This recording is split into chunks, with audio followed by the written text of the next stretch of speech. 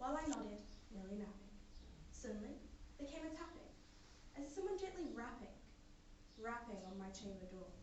"'Tis some visitor," I muttered, tapping on my chamber door.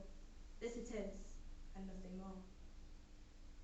Distinctly I remember it was only in the bleak December, and with each separate dying ember wrought its ghost upon the floor.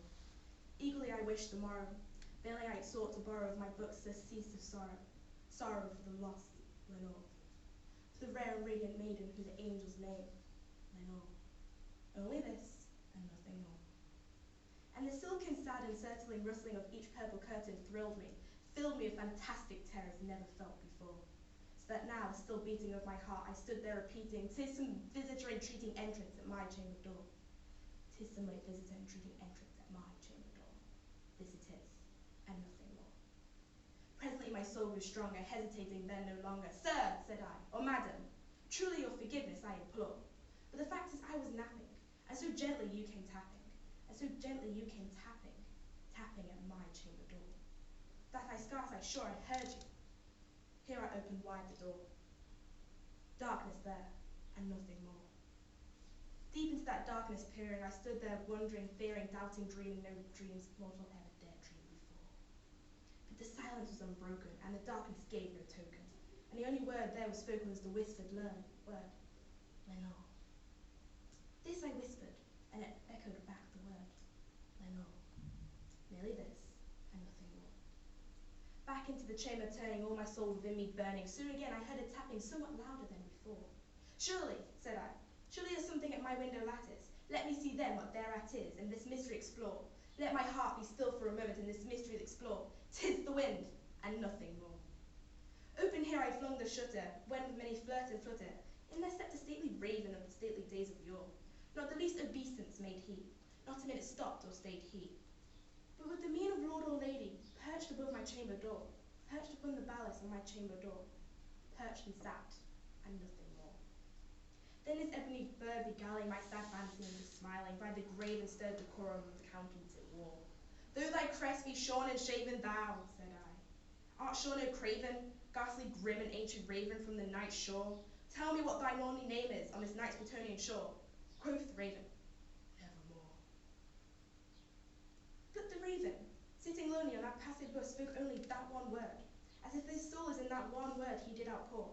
Nothing further than he uttered, not a feather then he fluttered, till I scarcely more than muttered, "Other friends have flown before. On the morrow he will leave me, as my hopes have flown before." Then the bird said, "Nevermore." Startled at the stillness broken by reply so aptly spoken, "Doubtless," said I, "what it uttered is only stock and store, caught from some unhappy master whose unmerciful disaster followed fast and followed faster, till his songs one burden bore, till the dirges of his hopes melancholy burden bore of never, nevermore." But the raven still beguiling my sad soul into smiling, straight I wheeled the cushioned seat in front of the bird and bust and door. Then upon the velvet sinking, I betook myself into linking fancy onto fancy, and thinking what this ominous bird of yore, what this grim and gaily, ghastly, gaunt, ominous bird meant by croaking, "Nevermore." Then before the air grew denser, perfumed by an unseen censer, swung by the supreme whose foot tinkled on the tuffed floor. "Wretch," I cried, "thy God hath lent thee, these angels have sent thee respite in their pempry by memories of Lenore. Quaff, oh quaff this kind nepenthe, and forget this lost Lenore."